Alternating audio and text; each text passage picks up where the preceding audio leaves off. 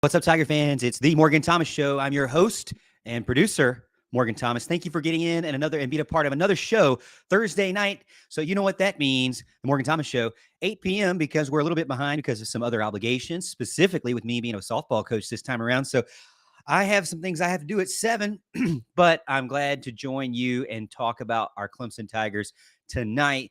Let's not wait any longer as we bring in the other fellas, my beautiful, lovely, and talented co-host, Mr. Houston Burnett. Welcome in, Mr. Houston Burnett. Yeah, well, we're having to pull double duty tonight. I've got obviously the camera up, but I've also got March Madness on my cell phone right here, just so I'm not missing out on any of the action of the Sweet 16 starting up tonight. So, What is that? Is that pickleball?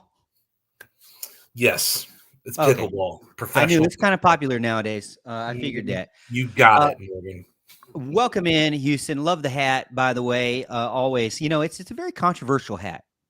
Every time you wear it, it's like 50-50. People love the hat or they hate the hat. I mean, I love the hat, so if you hate it, I don't care. Oh, wow. Drop drop the bomb on them. Well, it's not just myself and Mr. Houston Burnett, which, by the way, everybody take note that I introduced him first. And also take note that I'm introducing Big Al, Alan Adams. Welcome in, Big Al. I took note that you introduced him first. As a matter of fact, I thought my feed might have dropped or something. I'm not used to this. I don't know that I like it. The one time I wear the Morgan Thomas Show t-shirt to show my love and respect for the producer and the host, and he introduces me second amongst co-hosts. Wow. That's disappointing, to say the least. I am extremely sorry. I apologize.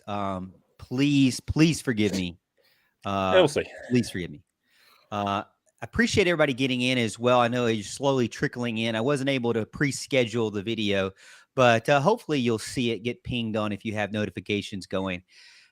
We got a lot to talk about. Obviously, as Houston mentioned, there's basketball going on. Actually, let's check in with that. Anybody got the score right now of the women's basketball game? If not, then I think we should at least check in on the ladies. Don't you think, fellas? Hold on. I had it up. Bear with me for one second. Right now, it is live. Clemson versus Florida, 41-37 Florida, with 8 minutes, 24 seconds to go. Well, 7 minutes, 55 seconds to go in the third. A game I think is a winnable game for the Tigers against the Florida Gators. A little bit better, I think, overall as far as ratings go. Obviously, they're playing it tonight right now as we speak. So good luck to the Lady Tigers. They're probably not watching right now. Of course, Al, I know you're probably thinking they might be watching, but no, they're not watching right now. They're actually playing basketball, which is something that you will be doing soon. I know you will be leaving us, and people always ask what happens this time of year. Where is Alan going? Why did he leave us? Well, Alan, explain why you're leaving. Well, church ball starts next Thursday, and it's every Thursday. That's not typical. Usually they split it up. Mondays, Tuesdays, Thursdays, whatever. But for this year, it's all Thursday night games. Wow. I mean, that's just ridiculous. I mean, I can change the schedule based on my schedule, but you, though, are not allowed. Yeah, I did tell y'all to come broadcast from the games. So, I mean, I'm trying to do my part here. What? I mean, why would we want to spend money to travel to watch you play? Make it to a championship, Al, and then we might think about doing it on site. Yes. There will allegedly be a tournament this year for the first time in a long time. So we'll see how that goes. Houston is thinking more along the ways I'm thinking, Big Al. I'm sorry. Again, thanks so much for getting in, fellas. Did you guys happen to listen to the radio this morning? Missed it. No. Yeah, thanks for the support. I listen almost every Thursday. This Thursday just didn't happen. I was on a phone call. Sorry. So first of all, I started off by saying that I was going to talk about Formula One, which I get a lot of mixed reviews with that. But either way, so before we get into segment 2, I make a comment that I went to the doctor's office on Tuesday. My appointment was at 9:30. and I didn't actually see the doctor until 10:30. This is my endoscopy guy, the one where I had the throat thing going on. This is for a follow-up, okay? They made me wait an hour to see the doctor for a follow-up appointment. And I didn't realize that was gonna, like, set off the entire Roar fan base, but apparently it's a common thing nowadays in the medical practice to go show up somewhere. Now, here's my thing, fellas. They charge you if you don't show up, but there's literally nothing you can do as a patient other than just leave.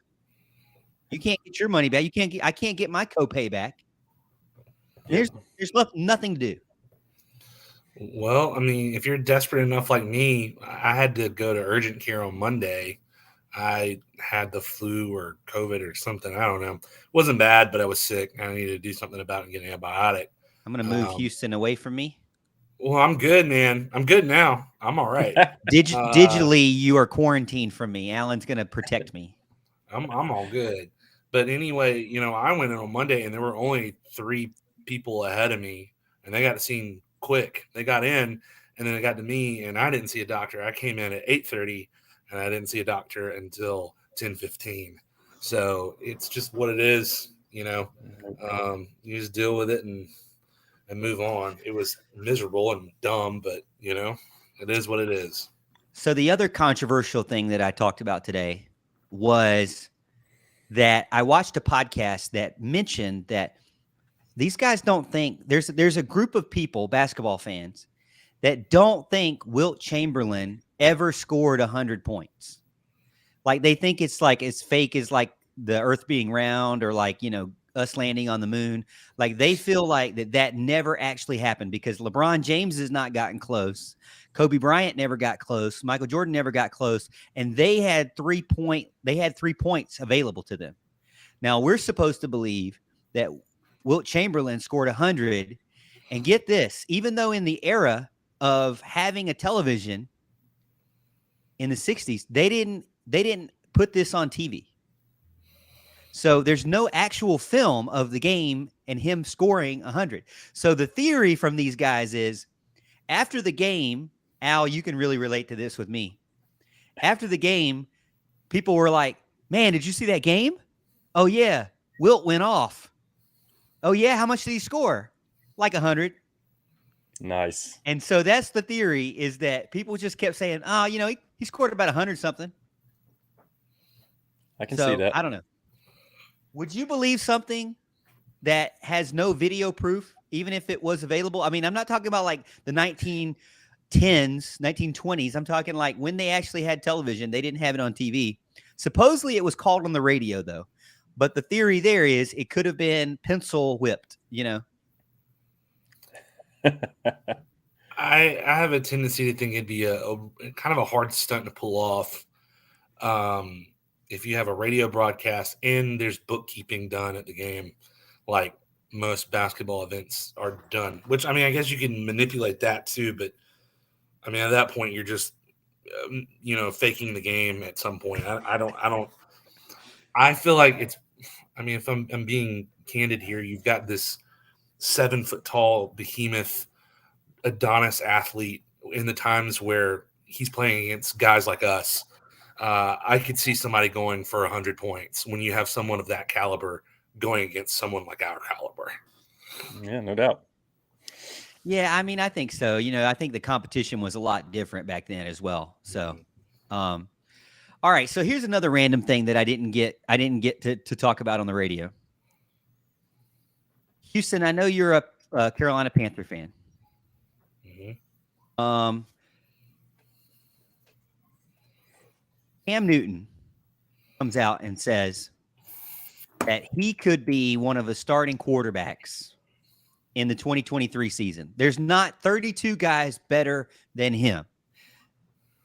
Al, I know you're not a huge NFL guy, but just off the top of your head, Al, we'll start with you because I know Houston really is in depth with this because he's a Carolina Panther guy. Uh-huh. Do you think that Cam Newton, just off the top of your head, you think he literally has a shot to be a starter in the NFL after I feel like he's kind of already had his chance. Like it's over for him. I mean, he went and did the pro day. First of all,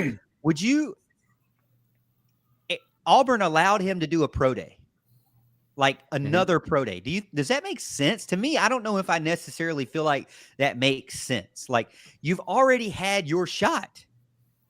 Like let the new guys come through. That's like Goldberg coming back. Yeah.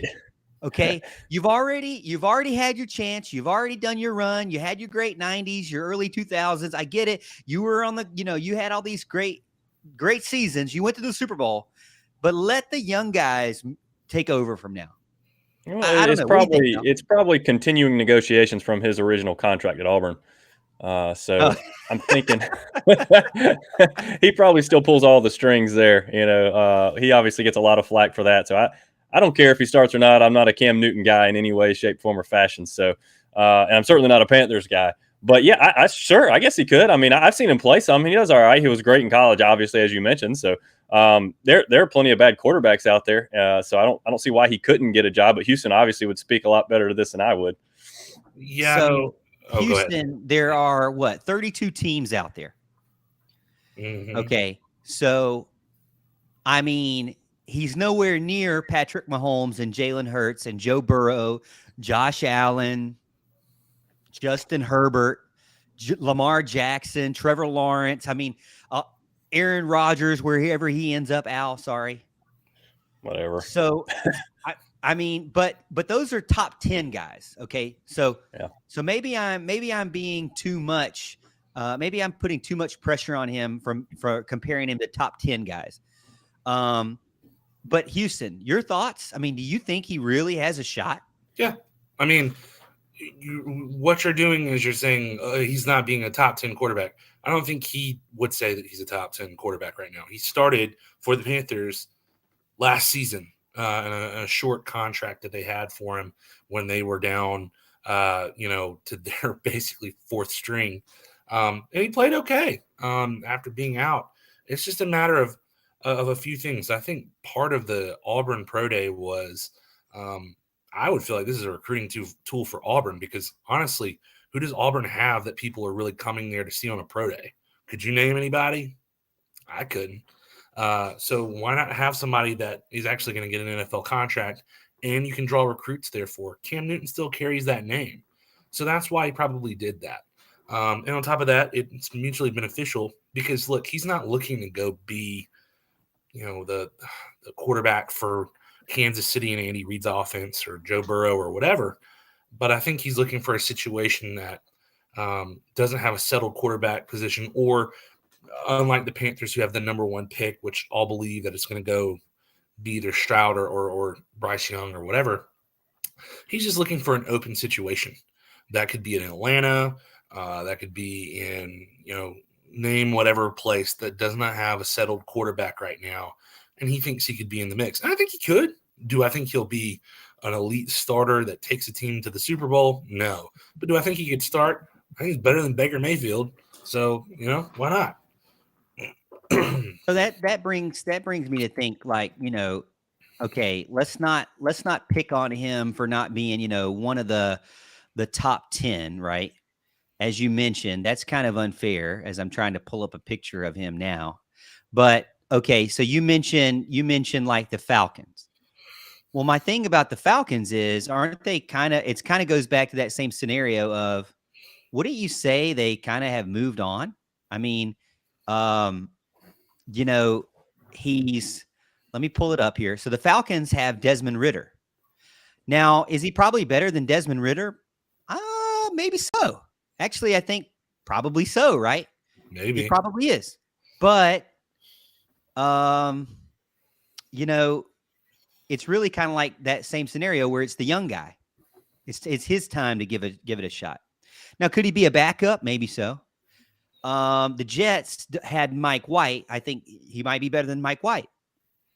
The Panthers have Sam Darnold, but the Jets actually could be getting Aaron Rodgers, if that goes through. Mm-hmm. The Panthers have Sam Darnold, but Baker Mayfield, Sam Darnold, those guys are gone, I think. And then you're looking at, they're probably going to get like CJ Stroud. That's who I'm thinking. I So, mean, it just depends. Like, he's not going to go to the Panthers. no, he's They not going already to go got. to Panthers. He Yeah. could go. Is he better than Davis Mills at the Texans? I mean, look, he could end up going somewhere that hasn't. My point is, it's not a matter of is he better or not, right? Okay. You could end up. He could go to the Texans or the Falcons or off the top of my head, like the Raiders. Maybe I doubt the Raiders, but potentially if they don't get Jimmy G.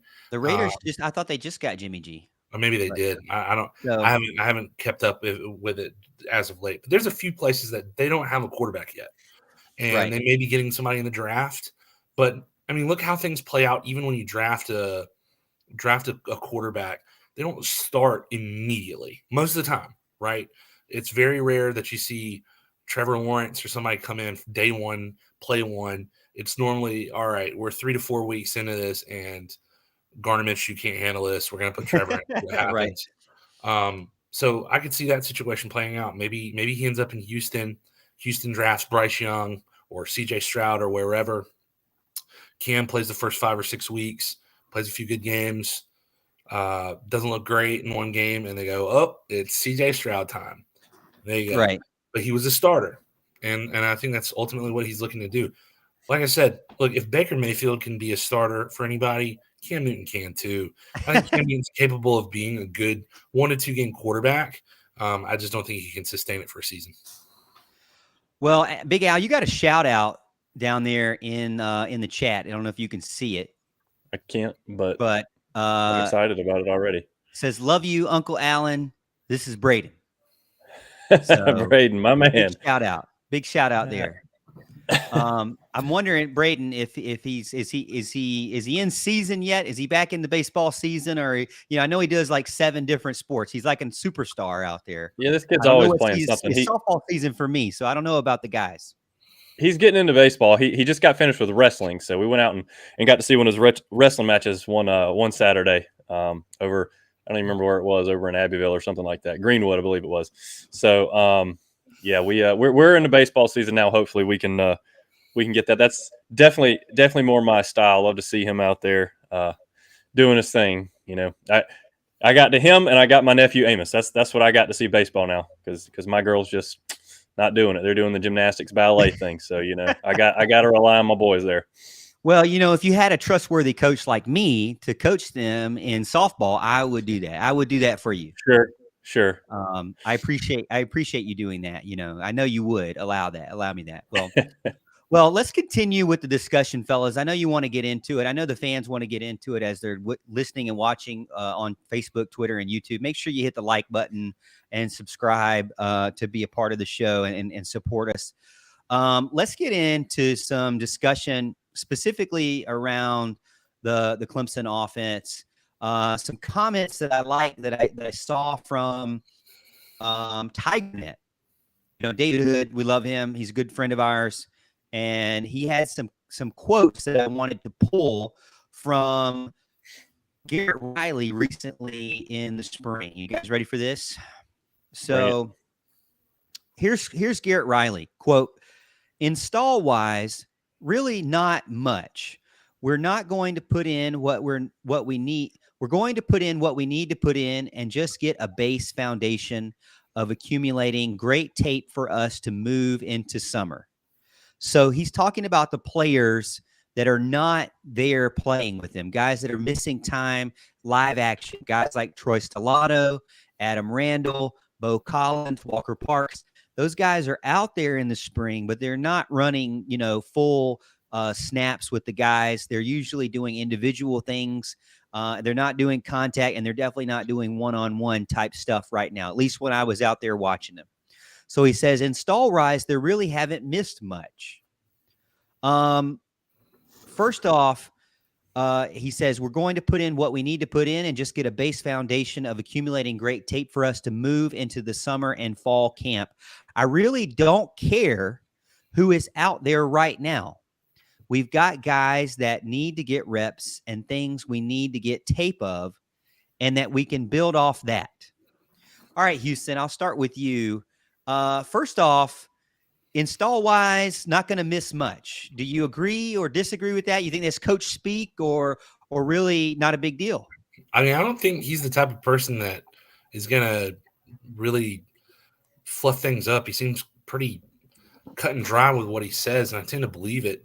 I mean, look, when you got people like Cade Klubnik saying the playbook has decreased to 30 plays, yeah, install is probably not going to be that much. I mean, it's half the size of the playbook that you had. And the philosophy of his offense is, look, we're going to have a shortened playbook of 30 plays that we're going to do to a T. We don't know we don't care if they know that what's coming. So that's what they're doing this spring is establishing the pace, the tempo, the intensity that things are going to go at and getting that on film. And yeah, people may not all be there in person yet and to see it, but even those players at least have an idea, right?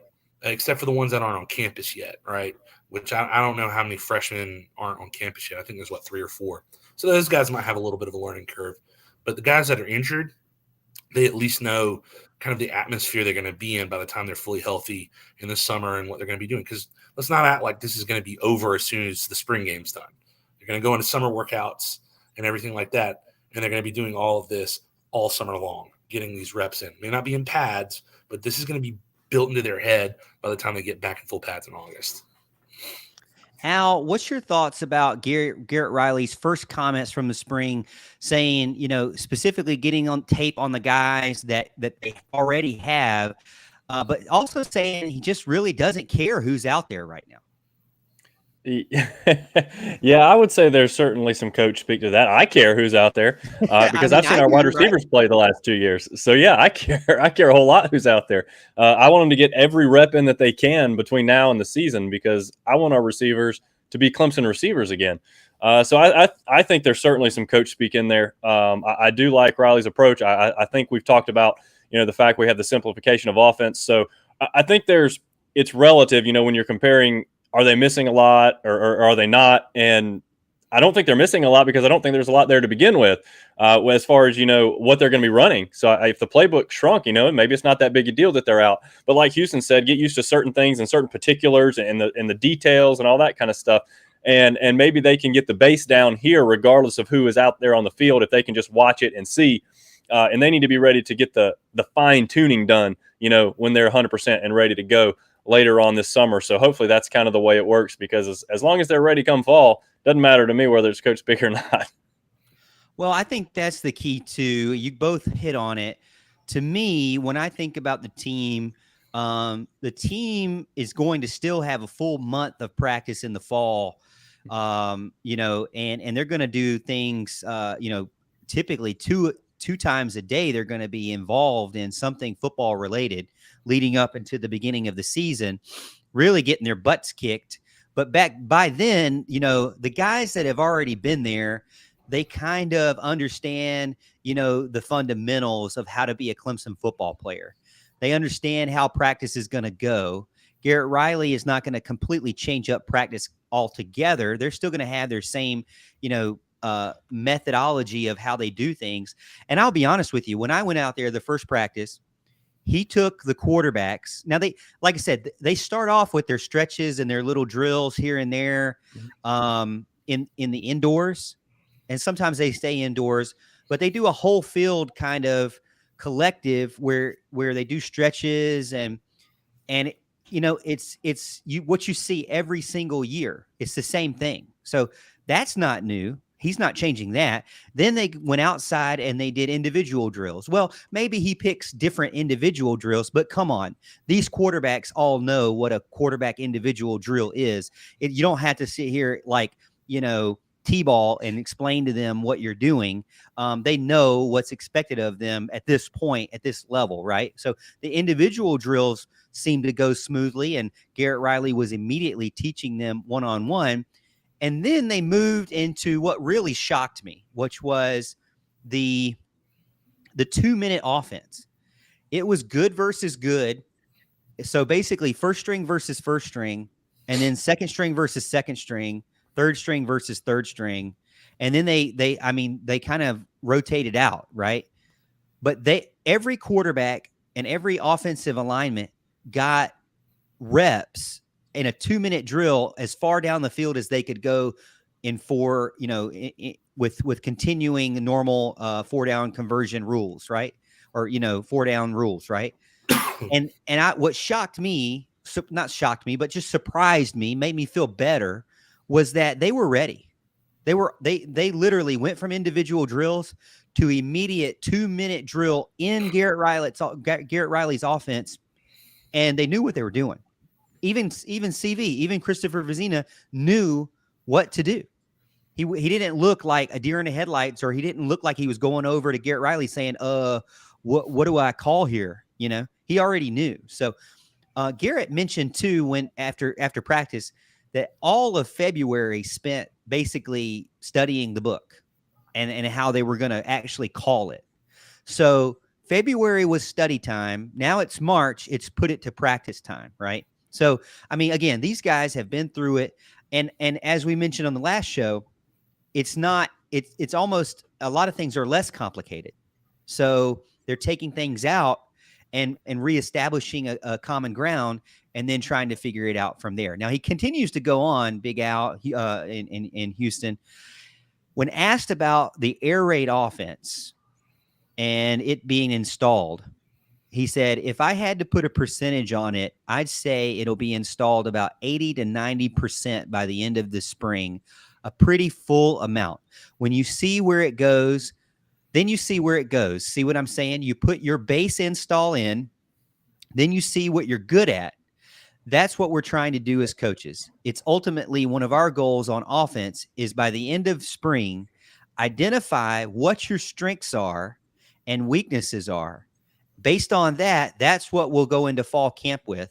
And based on fall camp, that's what we'll roll into the season with. We're kind of going live, going to live and die with that kind of stuff. Houston, thoughts on the fact that it seems like his installation is going to be basically done in 3 weeks and, ready to go, and they're going to know what their strengths are. Now, to me, I know it's not shocking to you, but do you think that there will be any shifts in strengths? Because when I think about strengths, there's no shift there. It's the running backs, right? Yeah, here's the thing. The way that I see strengths, right? Everyone right now goes, oh, it's the running backs, and our wide receivers are the worst in the world, blah, blah, blah, blah, blah. Again, we have such a limited mindset as far as what this system is. We've been so used to jump balls and winning matchups and all this kind of stuff for the last 6 years that when you see a wide receiver running with no one covering him, it does not matter who you're winning your matchup. The strength is seeing who can you get in space, who's the best route runner, right? You're going to have to win matchups. Obviously, every wide receiver does. So this is more or less who's the people that we can depend on that are going to win their matchups at the time we need them on this play, because it's a limited playbook, right? This isn't going to be 80 plays. It's going to be 30. So, yeah, it is probably going to be 90% installed. You're taking out over half the playbook, and you're running with a smaller group of plays. So, being able to figure out how do we get Antonio Williams into space? How do we get the ball to Will Shipley and Phil Moffa? How do we get the ball to Jake Bringston and these other tight ends? Finding out who these freshmen are that are good, because I think that's where the tweaks come in. Like when you get guys back from injury, when you get a full body of freshmen that are here, it's not going to just be what's our strength and what's our weaknesses. It's what's our strength matchups and how do we exploit that week to week. And I think that's what he wants to do. It's a tricky system for somebody to figure out if it's running properly, which I think with Clemson's athletes, they can.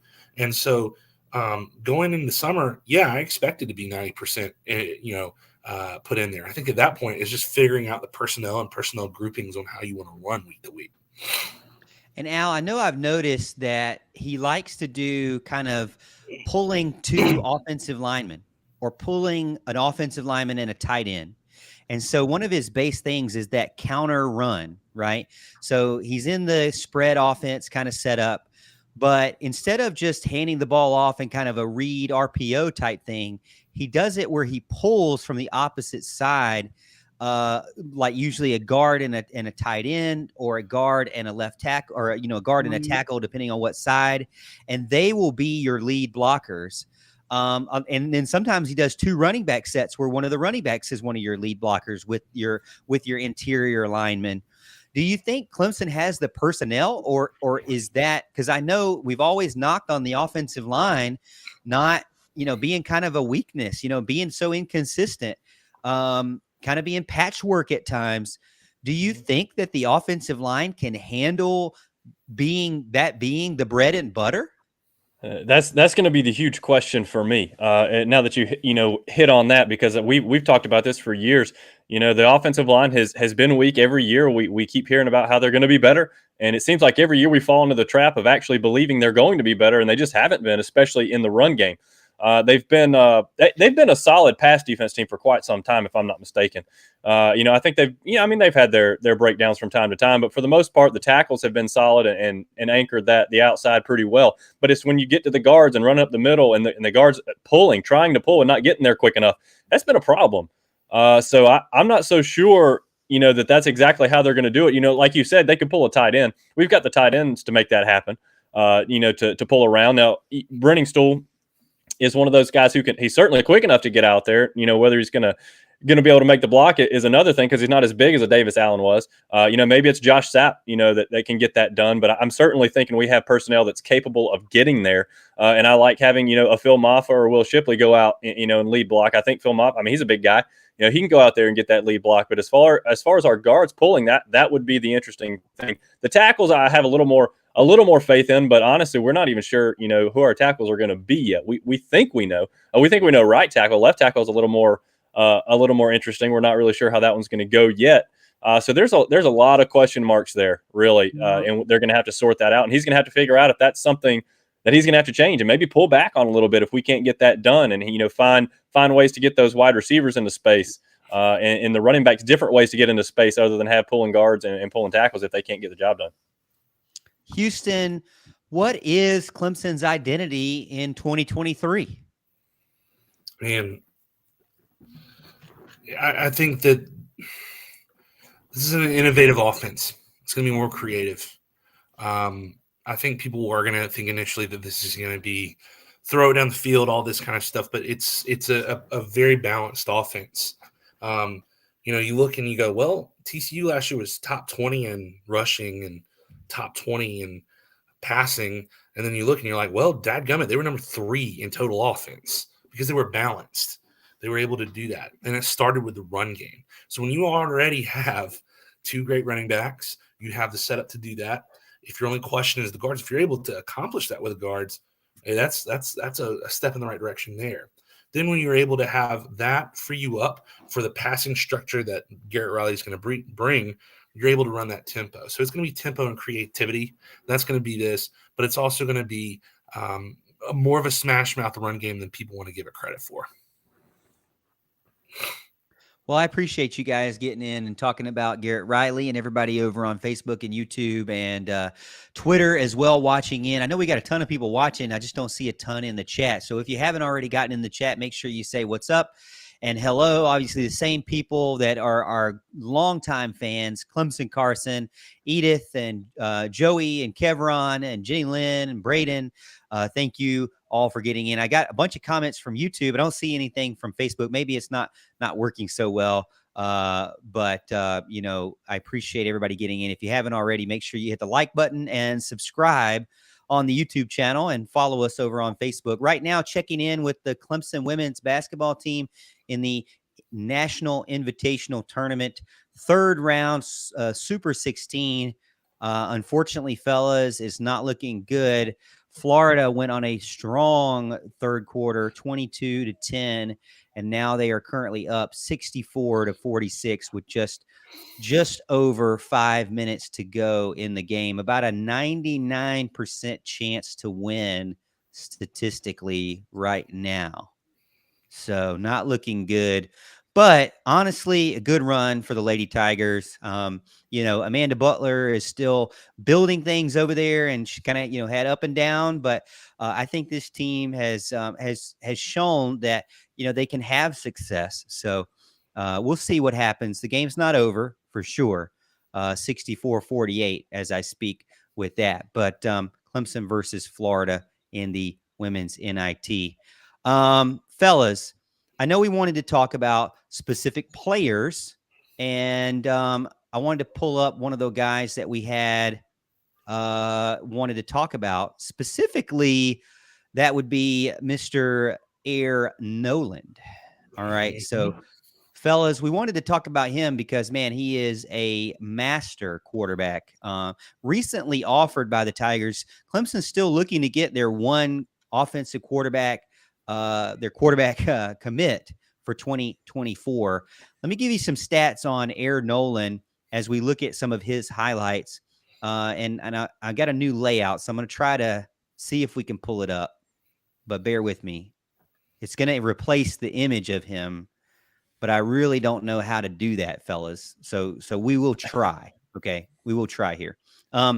But again, Air Noland, 6'3", 195 pounds, from Langston Hughes High School in Fairburn, Georgia, right outside. We're actually in Fulton County, class of 2024, 4-star overall, top 100 guy according to 24/7 Sports Composite, 8th best quarterback in the nation, has 34 total offers across the country.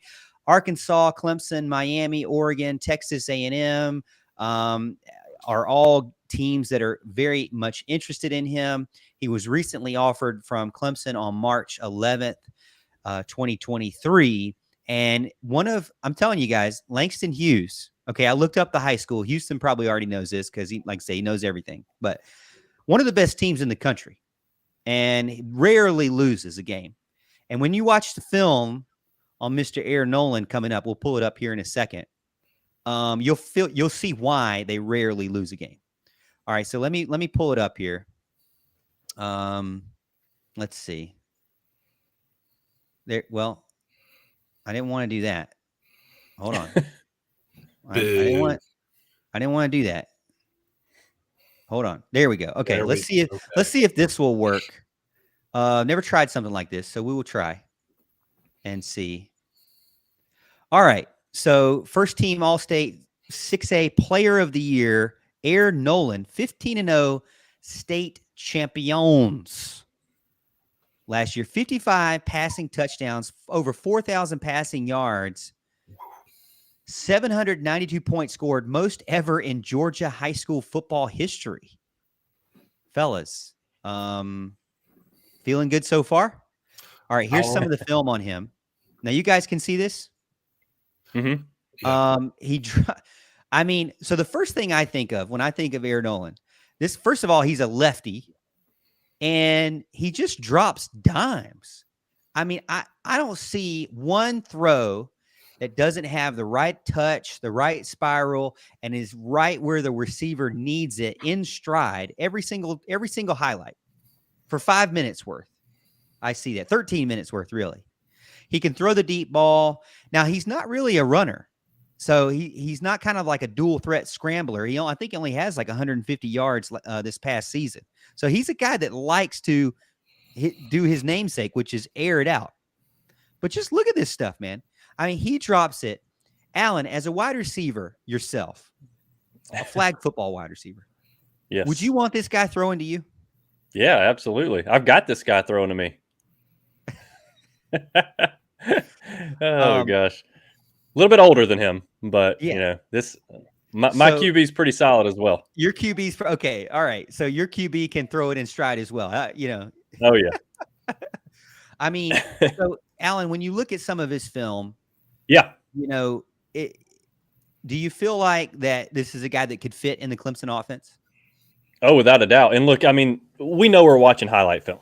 Okay. We don't get to see the whole game, which could tell a much bigger story. Like you were talking about, according to his film, which is all that I have to go off of, his accuracy is unbelievable. And that's something you were talking about. But, we're only seeing a very small percentage of the passes. I want to know what the other 90, percent of the passes look like. And I'm not sure what that is.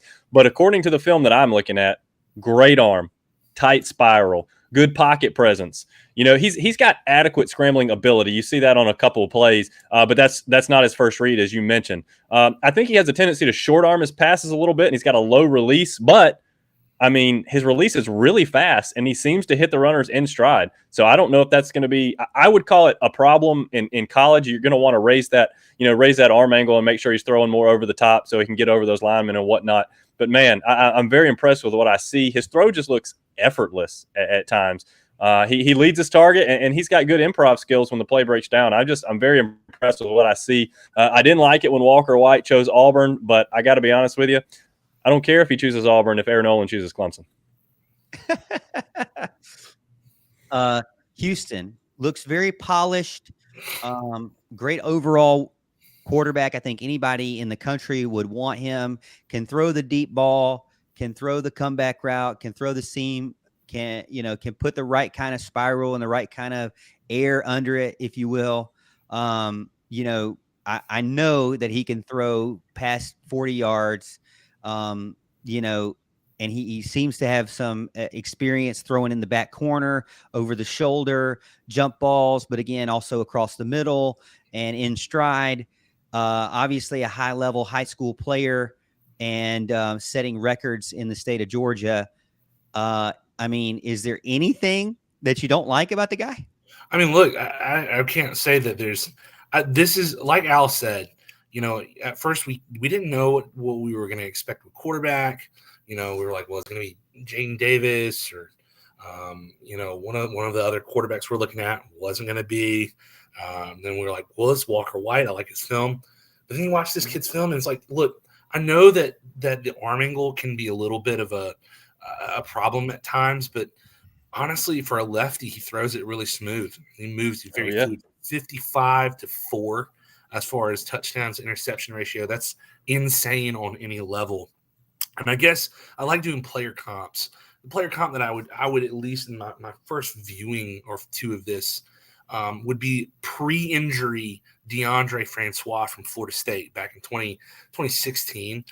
Before he got hurt in 2017 and everything kind of fell apart for him, he was a pretty lethal quarterback and could play. Took him to an Orange Bowl, gave Clemson some problems, and they were able to overcome them. And he's really smooth. He's a really smooth passer. We'll see if he's as gritty as DeAndre Francois, but I like this kid's film a lot. And I look, if Clemson ends up with him, I think this is A+ for Garrett Riley.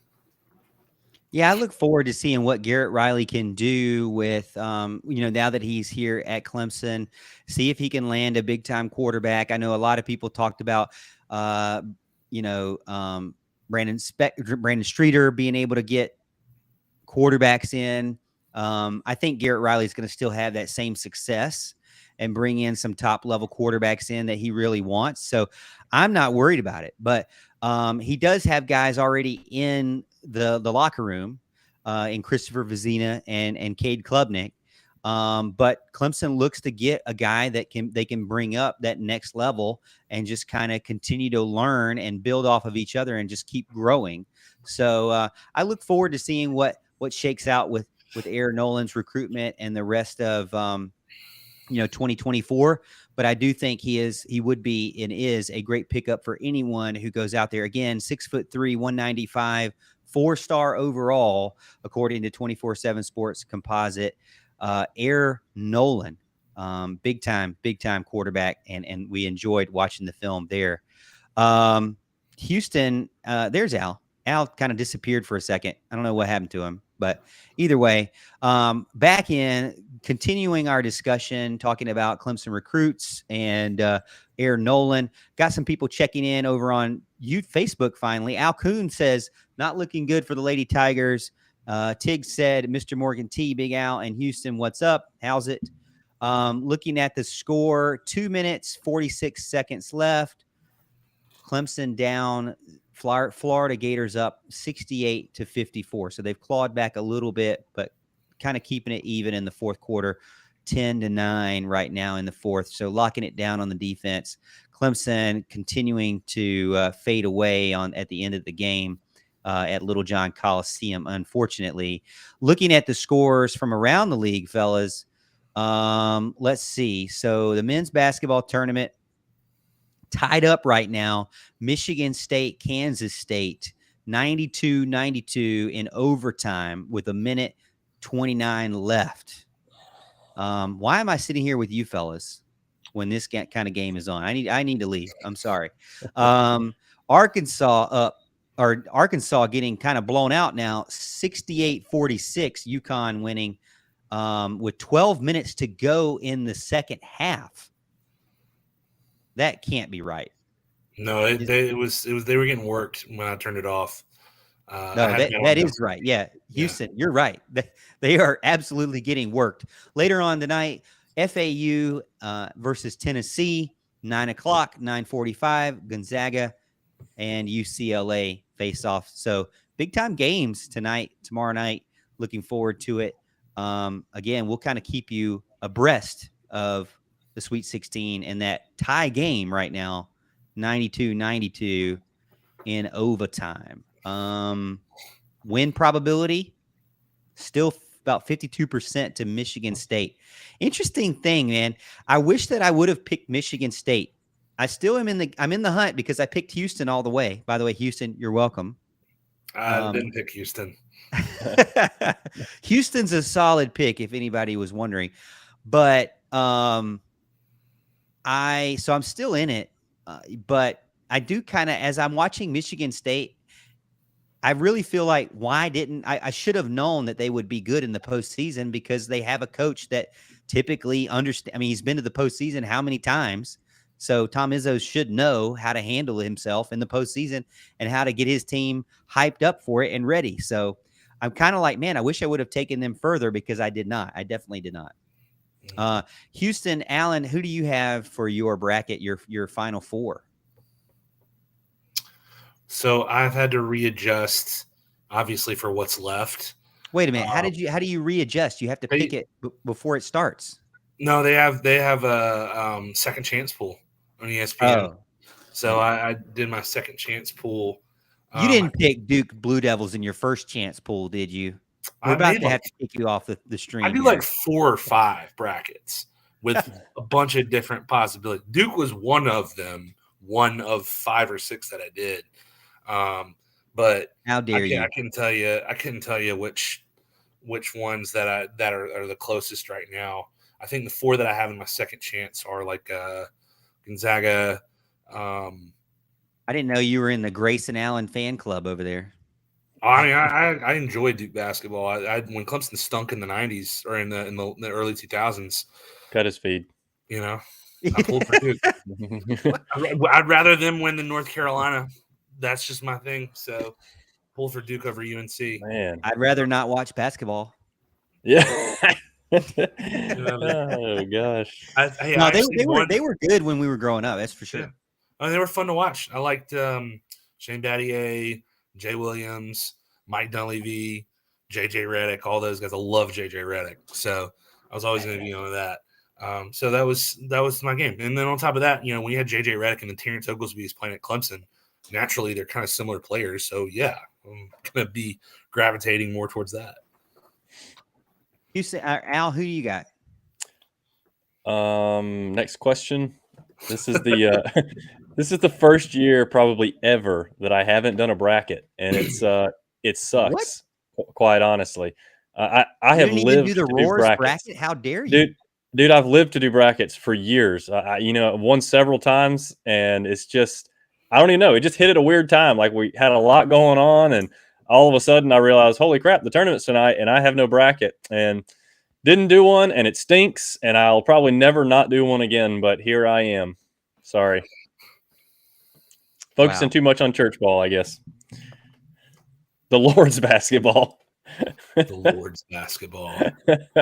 Yeah, I guess that's more important than your bracket. That's for sure. Hey, fellas, let's move on to another highlight. I know everybody in the chat seems to like the highlights, so let's pull up another highlight real quick. Before we do, make sure you like this video and subscribe to the YouTube channel so you can stay up to date on all of our exclusive videos we put out every single week. All right, so this guy is a guy that's closer to home, wide receiver, 6 foot, 175 pounds, according to 24/7 Sports, 4-star overall. Braylon Staley, Bray Staley, some people would say, 23 total offers from Aiken, South Carolina, Aiken High School. Has schools like Auburn, Georgia, Florida, Northwestern, Appalachian State, Alabama, North Carolina, all interested in Staley there, and he currently has looks like a crystal ball projection from Anna Adams as of January 29th to Clemson. So some predictions out there that he would become a Tiger before it's all said and done. 5th best player in the state of South Carolina. I think he's actually even moving up because they just redid a couple. So he's one of the better players now in the state of South Carolina. Let's bring up some of his film and let's talk about it because I think it's really good. And obviously Clemson needs to get some more wide receivers out there. So let's pull it up here and let me drag to reorder. Okay, here we go. So again, Braylon Staley from Aiken, South Carolina. Houston, have you had a chance to see this guy in person yet? Or no, have you heard about him? I've heard about him. I've heard about him since I guess the end of last year. I guess is when his name started getting mentioned. And his film, it really jumps out because he's a all-around ball player. He's fast enough to make moves. He's shifty, but he also has great ball skills, being able to high point, get balls. He's a freak athletically. And I think part of the reason that both him and Clemson have kind of had a mutual connection is, look, Clemson was the first one to really spot this guy as far as the Power 5 offers go. He was a relative unknown towards the end of the season, and South Carolina was picking up momentum with, their offensive lineman and Mazio Bennett. Nobody had heard about Braylon Staley, and all of a sudden he gets an offer, and then the next week he's offered by Bama and Georgia and Auburn. So if this is the case, this kid can play. That's the first thing that jumps out to me. But really, you just look at his film. He's got great ball skills. I think that he could fit the prototype of an old school, quote unquote, receiver of Clemson. But at the same time, in this type of offense, he seems like the type of player that can get open, make plays. It doesn't matter if he's covered or not. He's very physical as well. So I think this would be an all around great get for Clemson if they're able to land him. Alan, again, you're our resident flag football wide receiver out here. When you look at his film, Houston kind of hit it perfectly. Ball skill guy. Most of his highlights are him, basically beating a guy 1-on-1, 2-on-1, high pointing.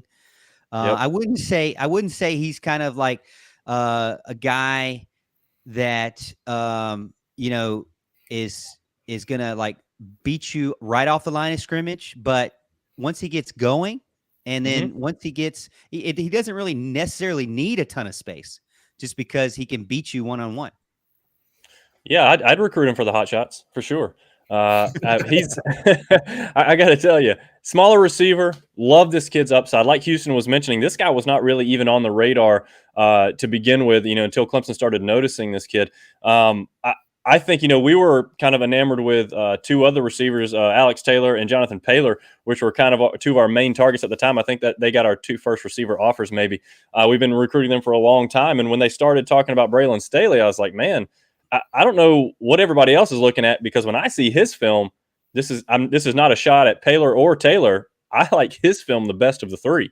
I think he has great hands. I think he's a good route runner. I think he's got good cutting ability, adjusts to the ball in the air. Like Houston mentioned, love how he high points the ball, and he does it over and over again. He's got really good speed, not elite, like you said, Morgan. Once he gets going, he creates space. I will tell you this, one thing I noticed on film is he does catch a lot of screens on film, so that, he's good with the ball in his hands. They get it to him and let him make some magic. But I would love to see him catch some deep balls in stride. It's just his quarterback doesn't have the arm to get it there, it doesn't look like. Every time you can see off the line on these deep passes, he's usually 4 or 5 yards down the field, and it ends up being a contested catch that he's got to come back, adjust to the ball, and break off his route and go up over the guy and make the play. And he does consistently. So that's a huge check mark. But yeah, I really like the guy's, big playability, upside, the best of those 3 receivers. And I think all 3 would be a take for Clemson. But if it was me scouting for Clemson, I would say Staley's the guy I would want first. Yeah, I mean, I like what you're saying as well. A lot of this film right here is the first time I've seen it. Like the second half of it. Now that we're about 4 minutes into it, I caught a couple of minutes at the beginning, but again, wow, this guy can really cut, like you said, and he can make that hard cut and get open very quickly. He can make a hard stop too, and there is a contested catch where he's getting tackled very fairly aggressively and is able to still bring it down. Obviously different than I think is a necessary type of receiver from what Clemson has had in the past. And he's obviously fast enough to play in punt return and special teams. I think he's posted like 11.24 100. So definitely a threat. Obviously not, breakaway elite speed like you see when you get in the sub 11 100, but still somebody that garners your attention on the outside. And then somebody who, again, like I said, really is so talented with his hands, doesn't really need to beat you with his speed because he can beat you in other ways. As far as like height and weight goes, I mean, he is 6 foot 175. So I'd be curious to see how he can do in the college level. Maybe his measurables are what's kind of keeping him away from being a 5-star, but definitely somebody that I think would be a huge pickup for Clemson if they can land him. Fellas, that continues or ends our show for this Thursday night, March 23rd. Again, 8 p.m. because we continue to push it back because of some prior engagements at 7. But I thank you for everybody getting in and being a part of the show. Let's check in on basketball real quick and see where we're at. I got it pulled up right now. The Kansas State's up 96-93 with 12.5 seconds left, and Michigan State's got the ball with a timeout to try to tie it. I don't know about the Arkansas-UConn game because I've got one screen on right here, so you'll have to look up the Arkansas-UConn game, but it was a blowout. 12 seconds to go. And you said Michigan State has the ball. Mm-hmm. And then the UConn game, obviously, again, blowing them out. Arkansas made a good run there. Let's see.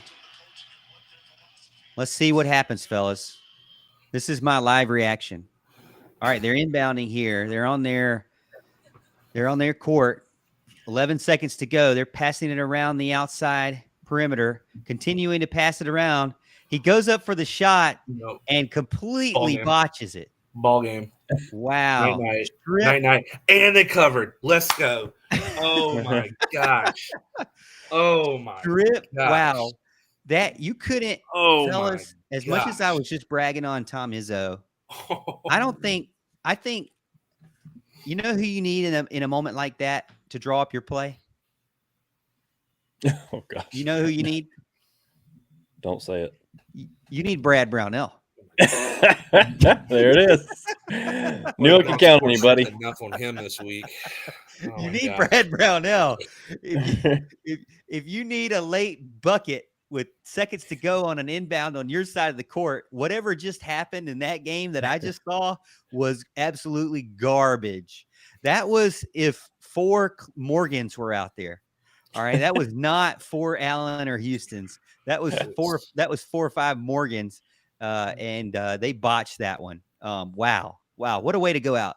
This guy's crying on my screen right now. He should be crying as terrible as he inbounded that ball, or as he bounced it around. I mean, they didn't even know what to do, fellas. They were just passing it around like they had no clue. But all right, so basically the 2 early games are done. So you got UConn, way ahead, and then Kansas State moves on to the Elite 8.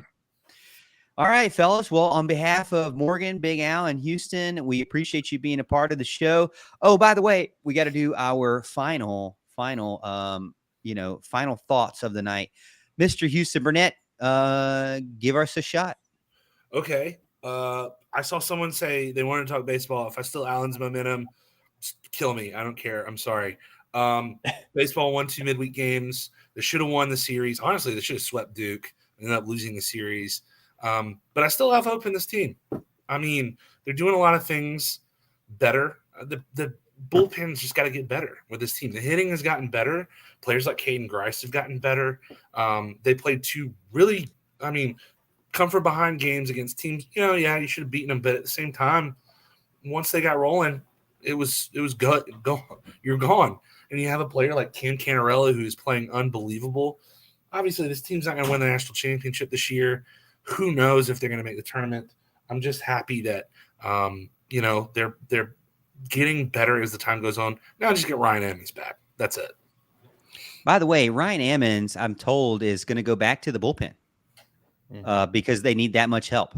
Yeah, So, right. So you're right. That's what I'm hearing is when he comes back, he's not going to be a weekend guy because they need him so bad, back where he was last year. So, but they do have, like you said, a bright spot in Austin. What's his Gordon. Austin Gordon. Yeah, and I think Jackson Smith, right? I think Jackson Lindley. Tristan Smith.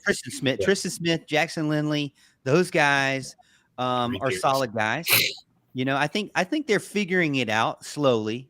And it'll be a lot better as this season goes on. I agree with you guys. And Caden Grice seems to have figured out how to hit a home run again. So that's kind of nice. All right, Big Al, give us your final thoughts. Yeah, Houston. So you are the worst kind of person. Totally stole my thunder there with the baseball thing. But that's okay. I will just speak on it a little more. I like what you were saying. I think you're right in a lot of ways. The bullpen's got to get better. My question is going to be, other than the fact that Ryan Ammons hopefully gets healthy and is a part of that bullpen, can it get any better with the people we have on campus? And I don't know the answer to that question. I like what I've seen from Austin Gordon. Tristan Smith has shown some good stuff. He had a rough outing the last time he came out. I know he gave up a couple hits and then walked 4 in a row, which is that can't happen again. So, but he's a freshman. I'm not overly concerned about that. He's also shown some really good stuff. Joe Allen actually pitched really well as well. So, we've got some stuff working there. I think we can work with our starting rotation and be okay there. And if Ammons comes and is a part of the bullpen where he's more of a long reliever or gives us the most innings, I'll say, because that's what we need from him. We need him to pitch as much as possible because he's the best guy we got. So I think that would be huge for the team going forward. Caden Grice, like y'all mentioned, he's got to get going, and he has the past weekend, or past week or so. He's gotten going, hit a couple of home runs. I sent out a message the other day about him having the same amount of home runs as Cam Canarella. Obviously, Cam Canarella is an unbelievable hitter. He's got 2 homers. Caden Grice, you're 6'4", and you've got like 50 pounds on the guy. You got to start hitting more homers. We need that from you. You're doing much better, hitting the ball much better. Your average is over 300, and that's fantastic. But we need you to put it out of the park sometimes for us, especially when you're hitting that 4-hole. So hopefully they keep the momentum going, ready to rock and roll. Look forward to seeing what this baseball team can do.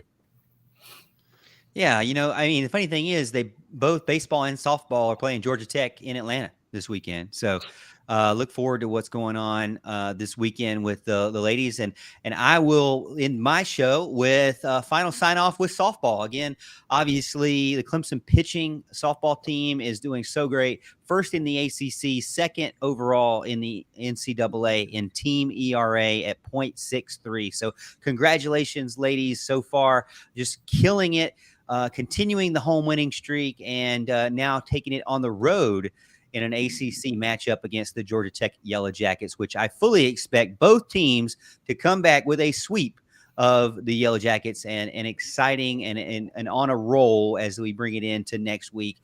On behalf, again, of myself, Big Al, and Houston, we appreciate everyone for being a part of the show. Hey, make sure you put your tray tables up right and your seats up right as you exit the airplane tonight. We appreciate everybody being a part of the show. If you haven't already, hit the like button and subscribe over on the YouTube channel. And as always, Tiger fans, we'll see you at the top of the hill.